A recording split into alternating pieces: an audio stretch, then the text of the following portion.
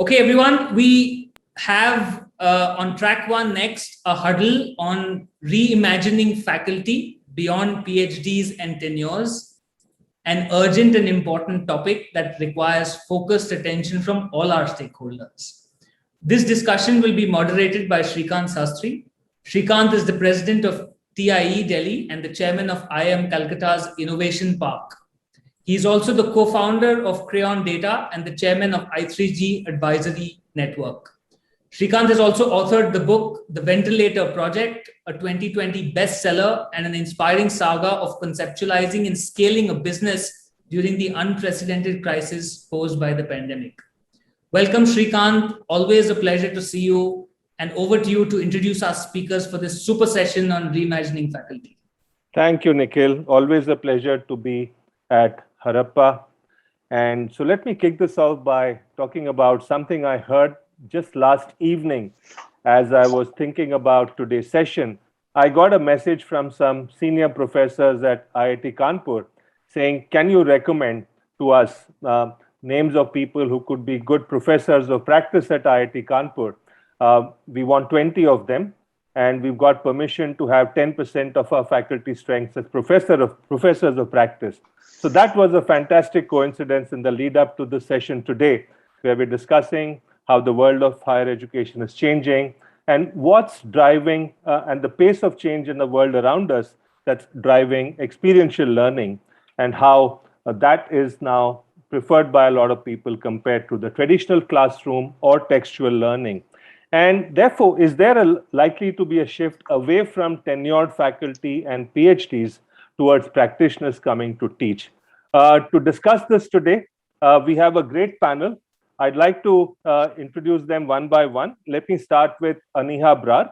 Aniha is the Dean of the prestigious Young India Fellowship, which is a postgraduate diploma program of liberal arts at the Ashoka University. Aniha started her career in media and communication and is now in higher education. Welcome, Aniha. Pleasure to have you here. Next up is Dr. Prabhu Aggarwal, Vice President of the Bennett University. Prabhu is also an alumnus from my alma mater, IIT Kanpur.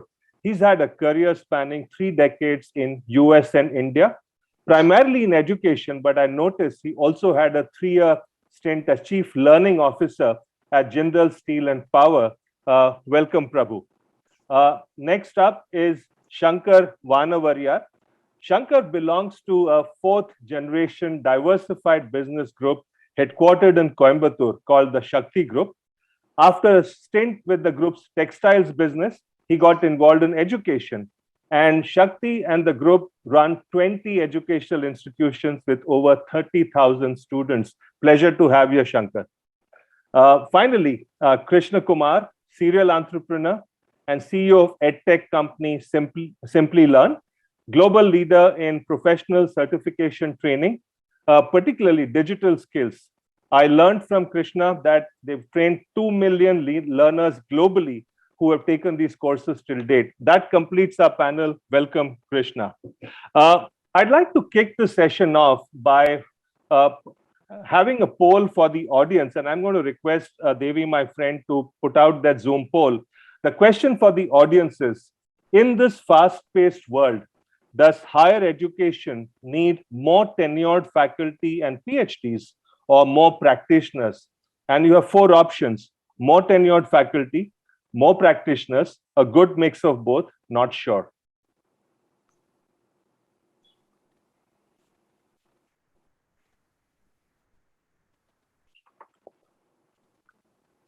Devi, how much time do we have for this?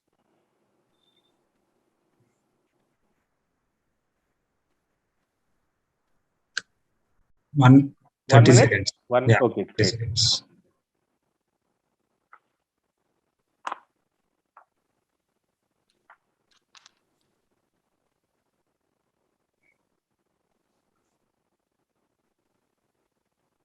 Okay, so very clearly, a good mix of both is the highest outcome. More practitioners is the other answer.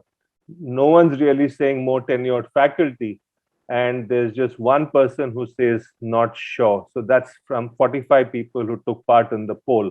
So it's a mixed verdict, clearly good mix of both, but that and the other answer, more practitioners suggest that there is a change in direction, which brings me to Aniha.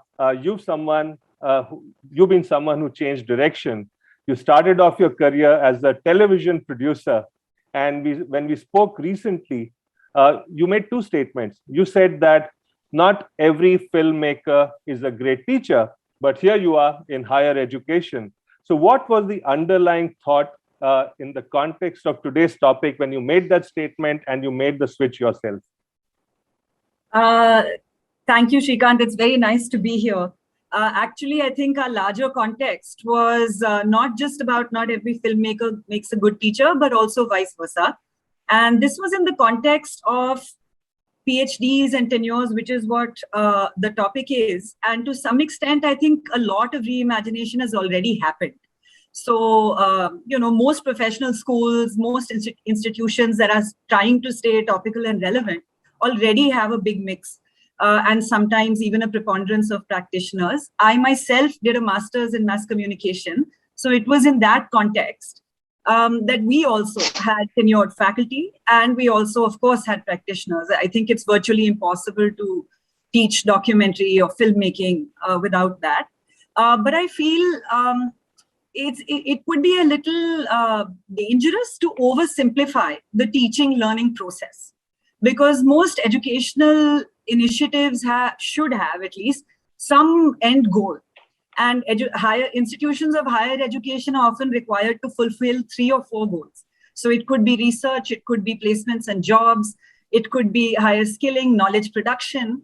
And underlying all of this is also to enable your students to not just learn from what you know, but to also develop tools of their own. So if the world changes from what you know, they still have enough theoretical base, they still have enough context to actually reimagine, reinvent, or what is now called popularly disruptively, think about the space that they may have been trained in.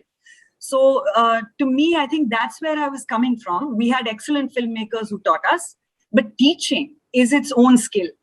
And so just resumes, whether that resume has a PhD on it or a filmmaking award, is not adequate.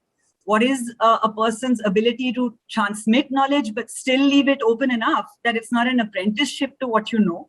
I mean, entrepreneurship is a case in point. By definition, you can teach entrepreneurship, but beyond the point you can't, because it's supposed to identify an unmet need, open out a new space in the market. So I think that's the context in which I was coming from, that we do need to, have horses for courses, if you'll forgive the terrible pun, depending on what the outcome of that course is desirable. I would fall somewhere solidly in the middle of this sort of dichotomy.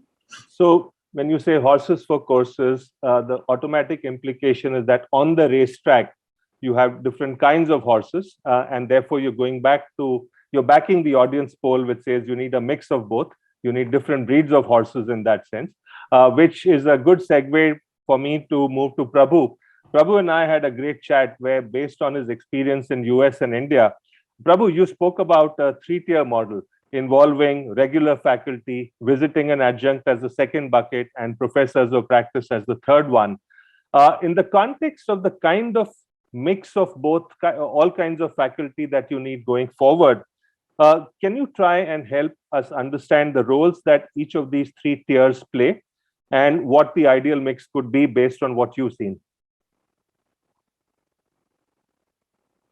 You're on mute, Prabhu. For the tenure faculty, it's pretty straightforward for me. I mean, they are the core of the university's teaching learning process. They are the ones that are creating the correct environment, the research facilities, the research that they're conducting, engaging with the students on new knowledge creation in labs and, biotechnology area, or, mentoring PhD students, preparing them. So that is the core function of the tenure faculty. And they're, as far as I'm concerned, are an equal of teaching, research, and institution building activities, generally speaking. When it comes to the professors of practice, there are clearly a need to bring in people who have had 25, 30, 40 years of experience in the industry. Especially in Bennett's example, I can tell you, entrepreneurship, journalism, media, films are programs there. Even lawyers, practicing lawyers at the law school, tend to add a lot of value. And their job is primarily to give a practical linkage to the courses that are taught to the students, and also mentor the students in some sense. But to expect any research outcomes from them it just doesn't happen, and neither do we ask that. We are looking at about 10% of these. We do find some of the industry practitioners, when they come to teach, they're really challenged. They don't have a structured approach to teaching. So it would help if our regular faculty and the professors of practice somehow integrated better. And lastly, you have an adjunct faculty. With the global shortage of faculty, there is a lot of talent that is floating around that do not want to be part of a singular institution. And we bank upon them. Now, they generally have academic records to come and teach for us. Now, this is beyond visiting faculty. A visiting faculty is a person that comes from a very well-reputed institute for a week to deliver some high-value course. So it's really a four-tiered structure, if I may say. And did I get you right when you said that 10% of it would be the practitioners who come in that bucket? Is that what you're targeting right now? So I'd ideally like to see our tenure faculty to be at about 70%. 70%. Not even 80. 80 is the UGC mandate. But with everything happening in the world, these numbers are constantly changing. The 70 is the right number. It's a very expensive model, by the way. Yeah. Full-time tenure faculty cost of delivery is 4 times that of a visiting adjunct faculty member. Right. But then the expectations are very different. Correct. Shankar, Prabhu's been lucky because he's setting up a greenfield university so he can plan this from scratch. You inherited an educational institution, Kumaraguru, which is 37 years old, and you have many different colleges there, engineering, liberal arts, agri, business school. How do you go back and correct something which you've handed over and you inherited from your predecessors who set up that business? How do you do that course correction now, given that things are changing so fast, as Prabhu said? Thank you, Srikant, and good evening, everybody. I think it's a great build-up as a conversation. It's a difficult one, Srikant, because as Aniha said, it's not that simple. I also think it's not only sectoral, it's where you are, what level of institution, who are you reacting to, all these things really matter. But because we are in a conversation and we are looking at a broad answer, I think the truth is we have to understand where what we call the so-called traditional system, even though tradition is not a bad word, but unfortunately, it is today in this context being looked at that way. So I think the challenge is we have to understand some of it came from certain courses and certain specialities which needed fundamental knowledge and which needed teachers. And the world has moved into applied knowledge, practice-based learning, and so many other things as we go. And suddenly the pressure on that, the system is not willing to change. And the other overarching problem is India is an affiliated system which actually kills originality and ownership at a ground level. So with all this, I think what is the truth is we have to blend and reblend this continuously. In my case, I don't have the opportunity or the liberty to decide on these percentages because it's mandated for us. As an affiliated institution under 3 governing bodies, it's mandated. So how we look at it now is not only as Dr. Prabhu said very well, but you also have the administrator, you have the mentor, you have the mental health person, you have the person who has to look at co-curricular, extracurricular, and it's on and on. Because the Indian student, to be honest, is coming to an educational institution, not only looking at a degree, they're looking at social mobility, transformative experiences. They're looking at other things which they did not get while growing up. So I actually think the faculty who are experienced know this. they know their limitations and they know their strengths and they're able to do. But the actual challenge is India is one of the very few systems where a so-called faculty has never gone through training to be a faculty. They've only gone through training to be in the subject area, right? So they don't understand how to manage an operation. They don't understand how to manage a young person. They don't understand so many other things. So I think we are at a point where we are trying to do all this. So a college is also for the trainers as much as we are trying to be trainers for students. So in a simple way, I think what we are trying to do is not only a three-pronged approach. According to me, it's a 5 or more approach, and it's not easy. It's very challenging because each of these subject content is also in a very trajectory moving system in India, right? So if you talk mental health, what we said 10 years ago and kids coming now are a whole many generations ahead. So my answer would be that we have to look at this deeper in silos and different things, different skill sets, attributes and temperaments. Of course, knowledge is a part of that as well. Shankar, so I know it's a hard task, a hard journey that you embarked on. If I pushed you into a corner and asked you, are you very happy with the progress you made, moderately happy, or reasonably unhappy? Where would your answer lie closer to? I would say reasonably unhappy, to be honest. Unhappy. Okay. I would say that only because it's been 9 years now. 9 years since, I feel that I should have taken a lot more, not rebel or maverick, but a lot more measures, because the incrementalism in education is actually costing us. And the pandemic has shown that to us very clearly. But I'm not negative or feeling lost, but I certainly feel like we should have double leaped. A lot more to be done. Yeah. Yes. Krishna Kumar, you are at the other end of the continuum, where most of your 2 million learners, if not all, have taken the Simplilearn courses, and you almost entirely relied on practitioners rather than tenured faculty. Now, you've been in areas which are so-called applied subjects and not pure subjects. And to that extent, have you, the choices you made about using only practitioners, is it because you chose to focus on a certain set of topics and subjects which are related to technology? So that appears to be the natural conclusion. Is that the way you thought about it? So thanks, Srikant, first of all, to invite me for this session. And I think I really learned a lot, and it's an honor to be here. Before I answer your question, I want to make 2 observations: that we are talking about faculty and we don't have any PhD on this panel.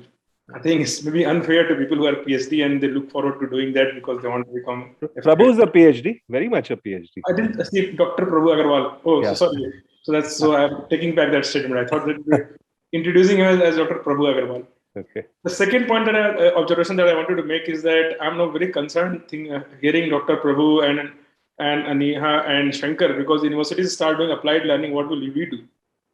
That's entirely our business, right? The reason why our business exists because universities focus a lot more on aspects, and rightly so. I think that many people think of that as a negative, but in my view, I think universities should teach how to learn in future, how to become a whole-rounded person, individual, how to think about a topic in a holistic manner from all angles, right? Learning tools, technology, and something that can get you a job is a very incremental learning. If you know how to learn, you can pretty much learn those things on your own. What we do in our business is that in the last many years, and that's happening much more rapidly than what it used to happen in the past, things are changing so rapidly that whatever you learn in a school or a college is not sufficient. Like you have to do constant lifelong learning. Now, when it comes to constant lifelong learning to be employable, not everybody can do on their own. There are people like us, like I can learn on my own. I'm sure all of you can learn on your own. You just need maybe a little bit of guidance or content, and that's easily available on internet for free. You don't have to go to a provider like Simplilearn. But majority of the individuals, they can't learn on their own. They require discipline. They require some kind of study plan and some kind of cohort where people can push them to complete. And that's exactly what we do. Since our objective for which people sign up to our program is very, very super clear. Everybody signs up for Simplilearn program because they want to get ahead in their career. Now, the getting ahead in the career is different for different kinds of individual, and our programs are designed just for that. You want to do this, here is a program that will help you do just that part. So short, targeted program that delivers results. And that's why that's had the reason for our success also all across the world. there are categories where we are a global leader. Somebody thinks of project management, they think of Simplilearn, because hundreds of thousands of people have gone through that program and been very successful. Someone thinks of cloud architect, they think of Simplilearn. Be it Azure, be it AWS, very, very high demand technologies. You want to get certified, you want to learn how to do, most likely will result into a Simplilearn website. Since the promise is very clear, practical, hands-on, experiential learning, we only rely on professionals who are practicing those skills to come and teach. None of them are PhD. We don't care whether they're PhD or not. What we care is that what kind of in-depth knowledge that they have, can they really share insight to our learners on what it takes to do that work, and some aspect that most likely we might not be able to cover in our course curriculum. Only a practitioner can bring in those kind of angles. So that's a plain simple business that we do. So Krishna, Kumar, staying with you, both Aniha and Prabhu spoke about the fact that Aniha sit in the context of television production. She spoke about the fact that, well, practitioners can teach you tools, but you need theoreticians to teach you the underlying principles so that even if the world around you changes, you are still in good shape. I remember when you and I were speaking, although Simplilearn has a philosophy, practitioners teach practitioners, you spoke to me about how one of the concepts you learned in your engineering college days, block diagrams, is still the cornerstone for the way you think today. Now, what are you doing to bring in that kind of an underpinning for your learners? Do you bring in conceptual inputs in some manner and which is not purely application oriented? Is there a blend that you're looking at, although you're starting at the end of the continuum, which is more practice oriented? Yeah, so Srikant, very valid point. So that's our primary business. That's what we have done for a long time, teaching professionals on how to do something and that you can apply at your work. But off lately, as we see this intermingling happening, right? Technology provider like us, universities trying to come together to create some program which is a mix of both. So as we have started launching more and more such program, we see that happening. Like, for example, we have a program with IIT Kanpur that we have curated along with IIT Kanpur on blockchain, right? So there we have this IIT faculty members coming and sharing some concept videos. But again, the practical teaching is still done by Simplilearn. The hands-on is still done by Simplilearn. So those kind of things have started happening. But for us, that's a relatively new phenomenon. And we have such kind of partnership with the like of IIT Kanpur in India. In US, we work with MIT, Caltech, Purdue in a similar kind of model, wherein they share the conceptual knowledge, and their faculty also comes once in a while and talks about their view about certain topic. But majority of the hands-on teaching is still done by them. So even in those programs also, I'll say it is 80-20. 80% is still practical hands-on and 20% conceptual items come from the university side. Got it. So I have a similar question for Aniha on the mix, but announcement for the audience. If there are questions that you have, if I may request you to post it in the chat box, and we'll get to those shortly. The chat box, you can put in your questions, we'll collate it, curate it, and come back to you shortly. Aniha, Krishna Kumar spoke about the mix of 80-20. I'm drawing one parallel between what learners go to Simplilearn for and what they possibly come to the Young India Fellowship. They come to Young India Fellowship partly, at least, if not fully, for a change in career direction, to figure out what they want to do. And in that context, what kind of a mix do you work with between practitioners coming in and tenured faculty who are more conceptual? How do you approach this mix issue at the Young India Fellowship? Srikant, actually, I'm personally very fortunate in running the kind of program that's designed the way it is, and that it's housed in a liberal arts university. And the reason I say this is that the base level assumption is that it's got to have multiple perspectives. And therefore, for me at the YIF, it's not even about a percentage. If you were to ask me this year or last year, we probably, an odd year, may have had 60-40 with people coming from various sectors and 40% tenured faculty, both at Ashoka and other institutions. Almost everybody at one level is a visiting faculty member because the courses are short-term courses. But I would also like to nuance this a little bit, because I don't even see such a big separation in how our faculty approach theory and practice. In fact, I'm quoting one of the Ashoka faculty members who was talking to me, who said that there's no good theory which is not grounded in practice. And no good practice should be utterly divorced from a theory or a philosophy of what you're doing and how you're trying to do it. And we're very fortunate that whether they are full-time academics or what I call intellectual practitioners, not just people who've done, but who've also thought, written, read, and have a desire to communicate that space. We are fortunate because almost all our faculty come with that mixed approach. And very often they also come with what I would call mixed teaching. So we have lots of examples of courses being co-taught. We have many people who invite people to run certain modules, kind of like, what Krishna was also saying, but in a more structured academic way to come and do modules. We had a course on pandemics that had 5 different people talk about different facets of that, etc. Number 2, experiential learning, as you know, as the supervising faculty member there, is a very core part of the curriculum. It's not an add-on taste of real world. It is truly a space where even as curriculum designers, we're trying to link the academic to the real world in an active way, where you get grades for it, where you're credited for it, but you're actually working with organizations and individuals outside of your university. And I think that we have also seen has been a space where students themselves have had to map their intellectual inquiry to actual real world deliverables. So I think the combination of these factors is where we go. And in a nutshell, we put our energies into trying to see what's relevant, topical, and meaningful and long lasting in the curriculum. And then who are the best people to teach it. We're not really, because we're a 1-year diploma program, the stability, the continuity, all of that, I think is areas we are able to navigate very easily, because we can just reach out to the people, whether they're academics or not, to actually teach us. And I would like to think that has made for a very vibrant, engaging, and constantly evolving and changing curriculum, which is a huge asset. Right.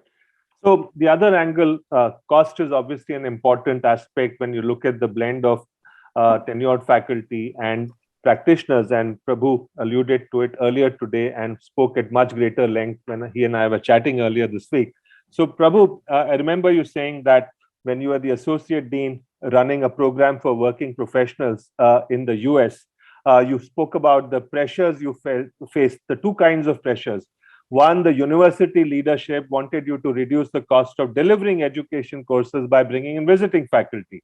But on the other hand, the tenured faculty was pushing back hard against this because they would kind of lose some of their privileges or just their whole clout. How are these dynamics playing out in India today when, as you go about setting some of these greenfield universities, you obviously don't have to grapple with legacy issues? How do you approach it, and do you face similar or very different pressures?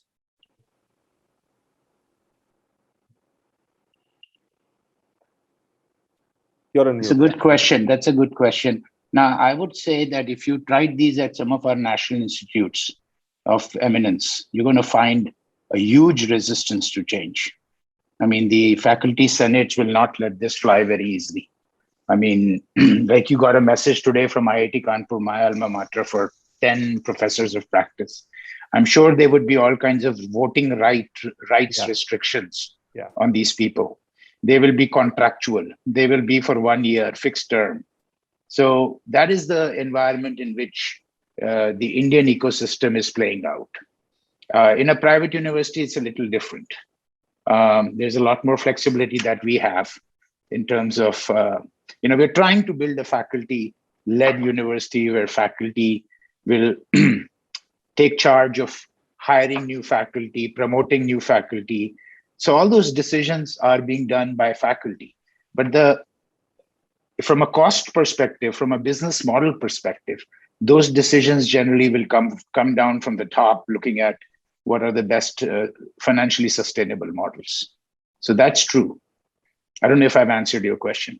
No, it does. I have a lot of flexibility in trying to play with some of these issues. But at the core, I believe a university should be faculty run. And it seems like, I keep getting something on NEP every day to be implemented at the university. And the latest one was, please tell us what you're doing for vocational skill development. And I'm grappling with what is the role of a university at vocational skill development. We do need a differentiated, tiered structure in our country, where certain people who are not fit for university need to be vocationally capable of being career ready and going somewhere, and later on maybe coming back to a university system. The Simplilearns of the world, like Krishna was mentioning, serves a very important purpose. But right now, all of us at the university system are rushing out to do this. And we will fail. We are going to say, we will tell our faculty, now go create a MOOC course on Python programming, whatever, a 20-hour class. Somehow it just won't work. We don't have the ecosystem. The university is a lot more about knowledge, inquisition, creative thinking, teamwork, tinkering with ideas, getting the fundamentals right, building relationships. So I think I've always come from a very strong research-based universities. So I have never, ever seen any debate on professors of practice. Very, very seldom. Okay. And there is no room for them over there. I remember earlier today you said 80-20 or 90-10 is the balance you'd aim to strike. Now, what is the cost difference between a tenured and a non-practice professor of practice? What kind of a multiple are we talking about in terms of cost of tenured faculty? Because for many universities which are focused, which are promoter run, which are private, there is a financial goal, and therefore, what's the multiplier between the two actually? Between fully loaded cost of a tenured faculty versus a professor of practice, let's say. No. Professors of practice will come at about the same cost, not too low. I mean, it'll be about 0.75, because we pick professors of practice who are on campus residential full time and giving the same course load that we would give to a PhD student. The differences between a visiting faculty member or an adjunct and a full-time faculty member, you're talking 3x, 4x. 3x, 4x. So 3x, 4x, 0.75, and then the tenured faculty. Okay. Professors of practice are not a big cost saver in that sense, actually. For you. Yeah, they are not a cost saver for us. We bring them in very strategic roles. Right. Krishna, I know that for you also, only in some of your recent experiments, tie-ups with IIT, MIT, etc., you're bringing in faculty. But I also know that for you, you mentioned that when you bring in partnerships of faculty from outside, it just makes it a lot more expensive. What kind of underlying business model do you have in the two cases? One where it's pure practitioner-run courses, and the other one where you have experience conceptual content coming in from faculty. How does the two financial models play out? Yeah, so Srikant, first of all, I want to call out is that if you look at the top tier institutions like IIT and MIT and Caltech, professors don't have time. Like they have too many things on their plate. One of the reasons why they are partnering with a platform like ours, because it allows them to teach or promote something that they are passionate about, something that they really want to build skills around, but they don't have to spend a lot of time on their own. So if an IIT professor or an MIT professor comes and teaches on my platform, I think cost is not a concern. We don't mind paying that cost if they can give us time, but unfortunately they can't give us time. So our current business model is that we generally get their conceptual videos from them so that they can come and introduce a topic.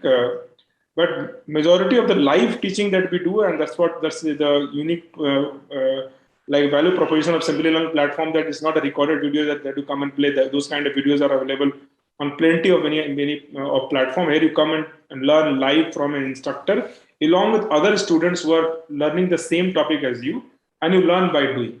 So that mostly we do through practitioners. So therefore, your business model is not getting really messed up in this case. Therefore, it's a real business. Live example of IIT Kanpur. They have a blockchain research institute, and they definitely want to create more and more professionals who know blockchain.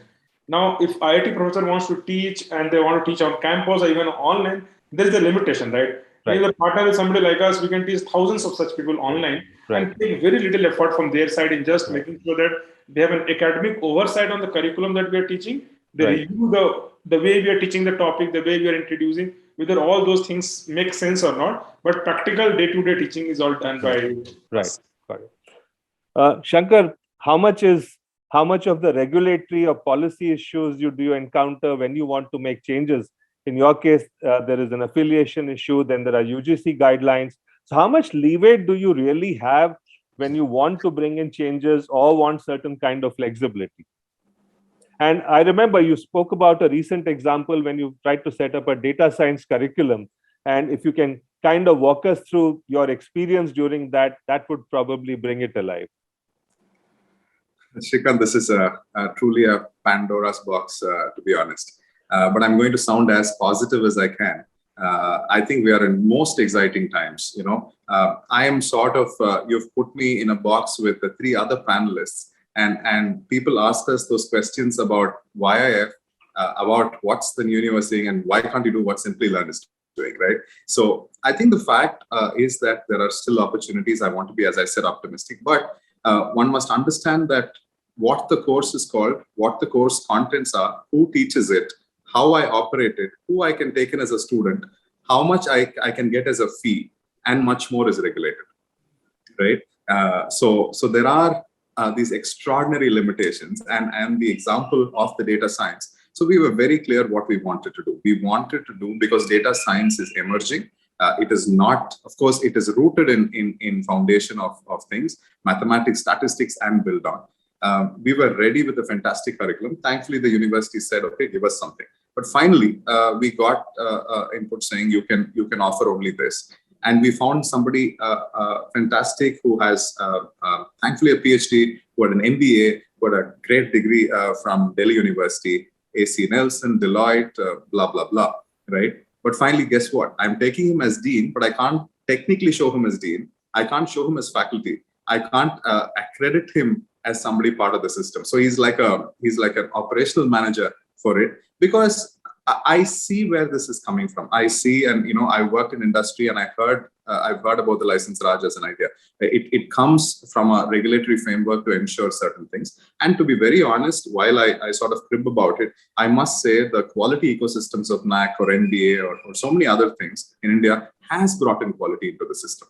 I think in a large system where there are 30,000-40,000 colleges and institutions, you need something like this. But in emerging fields, you can't have a civil engineering thought process into data science, right? You can't have how you deal with, say, psychology or history into something which is nutrition and different.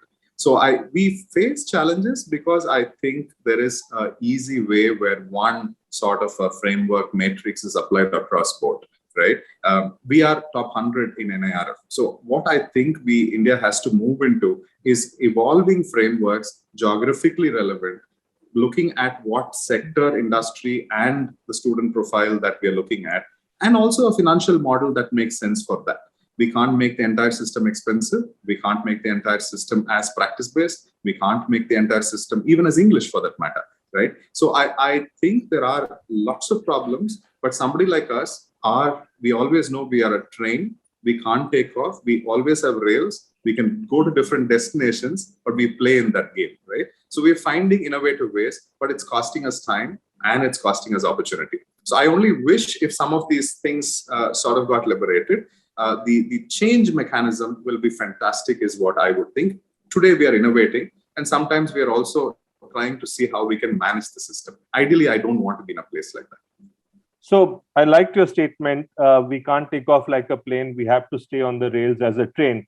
On that topic, a related question, you have the advantage that you have the Forge Technology Business Incubator at your college. And that is a great opportunity for you to actually stay on the rails and yet make the transition, because your tenured faculty, do you get them involved in innovations and the startup related work at the incubator so that they get closer to being a practitioner or get the flavor of being a practitioner without really saying these are two different animals or two different worlds that we're trying to bring together. Is that a way forward that you see of bringing the two worlds together? Absolutely, Srikant. I think for the last 7-8 years, we've tried different models, and Forge as the sort of ecosystem today brings that. It doesn't even bring only tenure faculty. I think we bring industry issues, we bring practitioners, we bring operational managers. Let's not forget, we need great project management expertise now. We need great communicators. Teaching on a stage, like what they say, sage on stage, is one way of giving out the philosophy, but how you have to communicate to kids today is so different. There has to be theatrics, there has to be modern ways of doing it. So I think what we are trying to do is bring some of these things in what we call as practice-based learning, or we call it proto-SEM, and an innovation practicum, which is across the 4 years, for instance, in engineering. And we're trying that in our liberal arts institution as well, where some of these people come. So I don't think we are trying to do this en masse. There have to be competencies, temperament, and an aspiration. So we're trying to see how we can bridge that. And interestingly, we found one of the most successful factors is to use students in this process. Use seniors, use the third-year student for a first year. I think it's extremely important we acknowledge that the student of 2021 in India is not somebody who's coming with an assumption. We can't assume that he or she doesn't know or is not ready. I think we have to acknowledge their extraordinary capability. So it's given us a neutral platform to make those things. And I must say, while I cribbed a little earlier, the moment we came out with something like this and showed evidence, I think the people who accredit us, all the sort of the governance systems, were largely okay with those things. But still, I must say, these are in large silos. I mean, earlier it was very small. Today, we are looking at, say, 30% of our students doing it. But to broad base it also sometimes can be dangerous. And we don't want to call that everybody is going through this sort of thing, right? So they have to aspire and some of those things. So it has given us a good sort of inflection, integration, alignment point. But as I said, it needs very different skills. To broad base will take time. But faculty are also aspiring, and they see the difference of kids getting energized, because in the graduation part of the proto-SEM, the kid stands up and talks to me and says, sir, don't send me back to class. Correct? And it's very exciting, but certainly possibilities emerging where we keep our ground to some of those things while we reinvent. Great. Good to hear that the glass is more than half full and getting fuller and fuller. Got a bunch of audience questions. I'm going to redirect it to one of you, but others feel free to jump in and contribute. So, Prabhu, here's a question which says, is the system still biased towards in favor of tenured faculty? Is the system even attractive enough for professors of practice? Is the system biased towards tenured faculty? Is it attractive enough to attract professors of practice? Go ahead, and if anyone else wants to contribute after that, we'll be happy. Mute. My short answer will be yes. The system is a biased model towards tenured faculty, and professors of practice entering into research-driven universities, research universities don't tend to fit in very well and are seen with a different angle. And they're primarily taken into kind of plug a gap, as opposed to really playing a very important role in the senior leadership, strategic design, curriculum design, non-voting rights. Yeah, the system is biased. Biased towards them. Anyone else wants to add to that? Shankar? I think more than biased, I think how the system is constructed, there is a convenience and comfort for certain people to work in it who are used to it, right? So call me Shankar, a practitioner will say, but the faculty will have a different reality and a context that they know. So I think there is a challenge in the way the system is built today. We have to reconstruct some of it for this to become a level playing field where others come. But in the last 5 years, I'm sure Dr. Prabhu and others might agree, the last 5 years, we are seeing a good number of people from industry, practitioners who are wanting to come and be part of education, because education has moved sort of 50% there, and they have seen the sort of aspiration to come and work with young people in that sort of system. So I might have sounded very different 3 to 5 years ago. Now I think it's a good point where we can merge some things. Okay. Aniha, I'm going to ask this question because I know there's a lot of peer peer-to-peer learning that happens at Young India Fellowship. The question here is, what are some of the effective peer learning models you've seen? I'm trying to connect it back to the topic of this discussion on tenured faculty versus practitioners. So I guess the question is, does one of these people do a better job of this? I don't know whether that's the question. Or is it, how does peer learning fit in the context of this whole debate? Can it plug one of the gaps that is left either by tenured faculty or practitioners? Maybe that's the way to interpret this question. So I would say all three things. One, because we are able to give our faculty a lot of freedom for course design, I don't think we should underestimate that. You know, there are external structures and models, but I think one of the losses was also telling faculty what they should teach, how they should teach it, and what should be assessed. Yeah. And I think some freedom in that, and the NEP seems to hint at that, those kinds of freedoms, which I'm hoping institutions will be able to use with agility. Because a lot of our faculty build peer learning into their models of assessment. There is group work, there are presentations, there is, because it's a multidisciplinary program, a sizable portion of the class in pretty much any course will be new to it, while others may have not just studied it, but actively engaged with it professionally as well. So the assumption is that you won't zone out of that class because ye to kiya hua hai. The assumption is you're going to work with your classmates to do effective. Number two, I think it's not always about faculty. At the YIF, we have noticed masses of peer learning happening almost organically. And I think there again, fully residential programs see this a lot.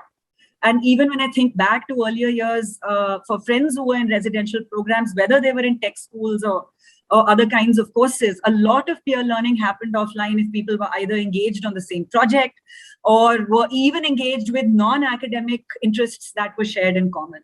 So I think it's a core pillar, and frankly, given some of the new domains and disciplines that need urgent attention, from internet culture to, where laws that define cyberspace to all of that, we are going to have people in their 20s also talking, reading, and constantly feeding into the curriculum and into the academic models as well.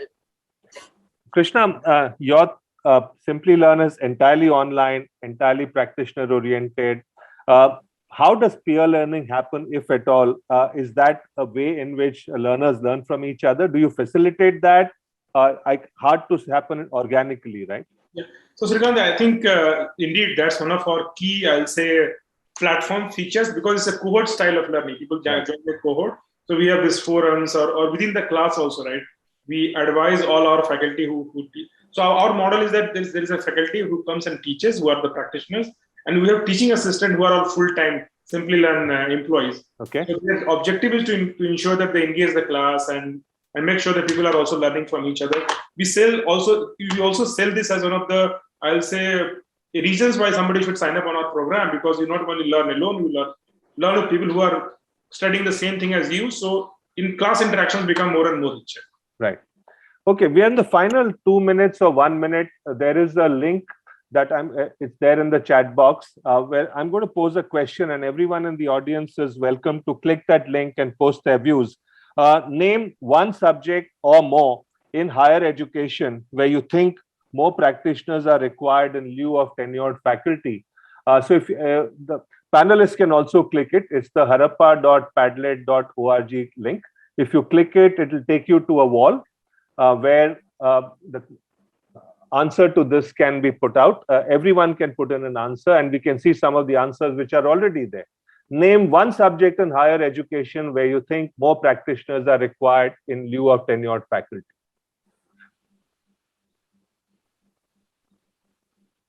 Where is the link? The link is in the chat box. Don't see it. Design thinking, administration. Those are some of the answers coming in. Business and entrepreneurship, spirituality. Shreya says every single one, including history, she said, maybe except maybe history. Adinath, communication related subjects. Rekha, anything that teaches you how to.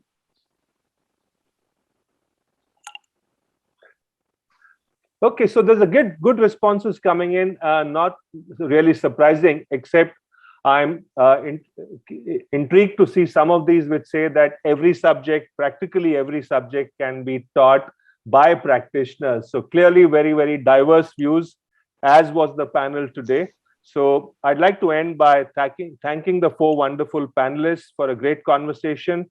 I'd like to thank the team at Harappa for inviting us and facilitating this. I hope all of you in the audience took away a lot from this. I had a great time. So thank you very much. Thank you, Srikant. Thank you. Thank you, Srikant. Thank you, Srikant. Thank you. Thank you for your moderation. Thanks, Shankar, Thank you. Krishna, Thank you. Anir. Thank you. Thank you, everybody. Thank you.